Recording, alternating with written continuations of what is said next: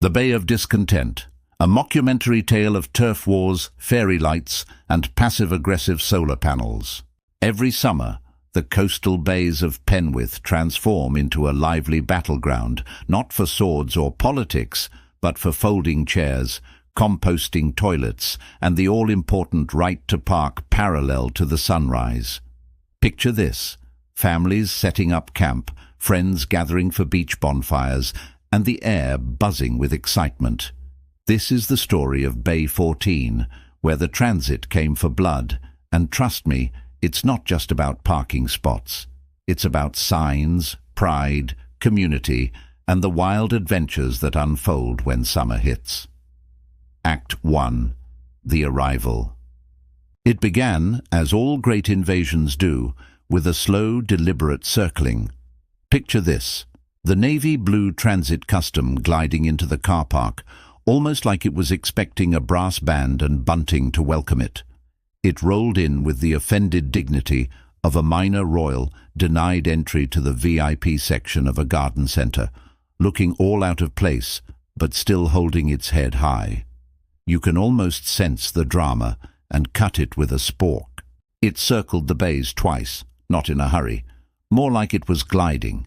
It felt like a show, a real stare-down. The parked vans watched nervously, like villagers waiting for a tax inspector who's got a serious grudge. If Jaws were a vehicle, this would be it. Then it stopped.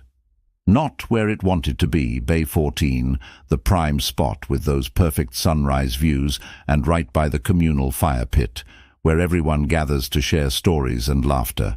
Instead, it ended up at the far end, next to the recycling bins and a mysterious puddle that had been there since 2017, looking like it could tell some wild tales of its own. You know, the kind of spot that just feels off. It's like, really?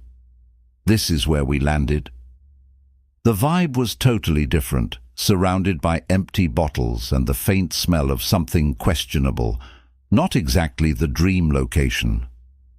Clive stepped out, tall, tanned, close-cropped grey hair. He was the kind of man who wore cargo shorts like they were a badge of honour, looking totally at ease in the sun.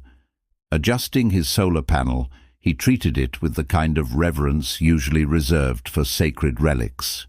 As he surveyed the scene, you could sense he carried the weight of a past snub from a Michelin-starred waiter, like it was a badge of honour he never quite got over. You know the type, right? He shot a fierce glare at Bay 14, not at the van parked there, no way. It was the bay itself that caught his attention, like he hoped the gravel would suddenly change its mind and kick out the van in shame. Act 2. The Claiming. Clive turned the transit around so its side doors faced Bay 14. It was a clever move, almost like sending a message without saying a word. The van now stood proudly, like a cat staring at a closed door, fully aware it could go in, but choosing to sulk instead. You know that vibe. It's all about the attitude. This was attitude. Out spilled Janice, short, bobbed brown hair and the tactical brain of a pickled Roman general. That's her. She lugged a fold-out table, a windbreak, and a Bluetooth speaker loud enough to summon whales. Right behind her was Sir Barkalot, a sausage dog with the bark of a way-too-chatty Doberman and the vibe of a cranky pub landlord. He strolled up and promptly peed on the communal bench. The claiming began with 4 chairs, not 2, which would mean a couple, and not 3, hinting at guests. Just 4. It's a statement, a challenge. A folding kayak is set up like a flag, and a solar-powered blender is placed on the bench like it's a prized possession. A towel is laid down to keep things dry, no soggy bottoms here. Fairy lights are strung across the windbreak, twinkling like cheeky little eyes. And then, with a dramatic pause, out comes the barbecue. Gas-powered, no less. It's set up on sacred ground, right in front of a sign that says, "No outdoor cooking, no windbreaks, and dogs must be leashed." Typical. Willow, VW bus, herbalist, aura sensitive. They glared at my bay like it owed them money. I saged the area thrice. Graham, retired paramedic, converted ambulance, sourdough evangelist. 4 chairs is a coup. That's not camping, that's colonization. Act 3, the resistance. The other vanlifers stood there, totally speechless, as Clive started claiming his spot. Rocks were draped with wet clothes, looking like models on a soggy runway. His kayak, all inflated, took its own little piece of land, while the oars lay there like a stubborn gate.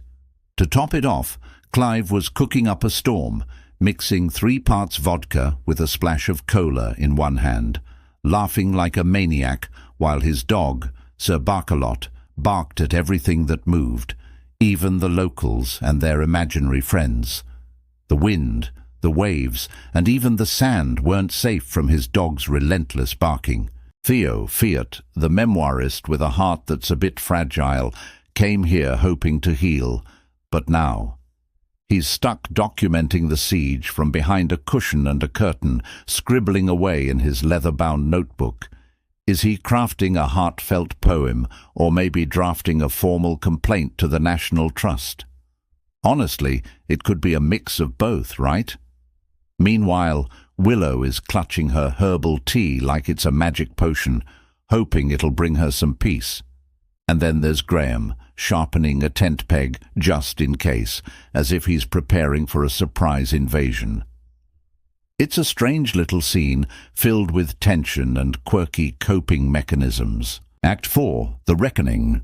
Clive stood at the edge of his turf, arms crossed, glaring at Bay 14 like it might just explode with guilt. Janice lit a citronella candle, channeling some serious vibes. Meanwhile, Sir Barkalot took another pee break.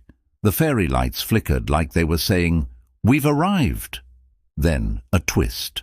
The van in Bay 14, a modest white Sprinter, you know the kind, with a dream catcher hanging from the rearview mirror and a quirky sticker that read, "Live, Laugh, Lichen," just packed up and drove off.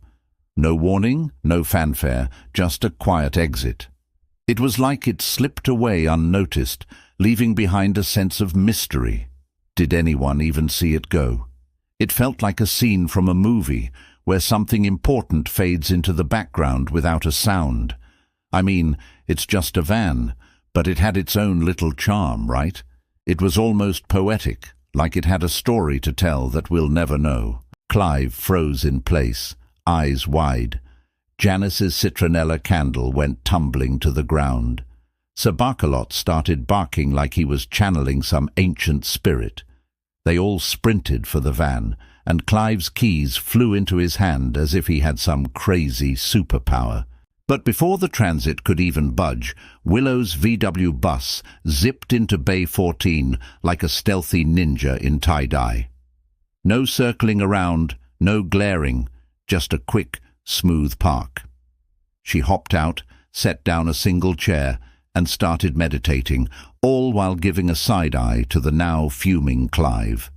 Willow quietly muttered, "I don't need 4 chairs. I read the signs. I need peace and a good view of the sunrise. Plus, I've already saged the area." Clive was freaking out inside. Janice was busy adjusting the windbreak when Sir Barkalot tried to pee on Willow's tire. But then he heard Willow say, "I'd think twice before doing that." With one eyebrow raised, she gave him the same look Janice used when it was bath time. So he quickly turned and peed on the bench instead. Epilogue. The Vanarchy. When Clive finally showed up after the 48-hour warning, he couldn't believe his eyes. All the bays were crammed with vans covered in karma stickers. It's like the universe has its own funny way of keeping score. Love this? Hit like, share and subscribe for more van life stories.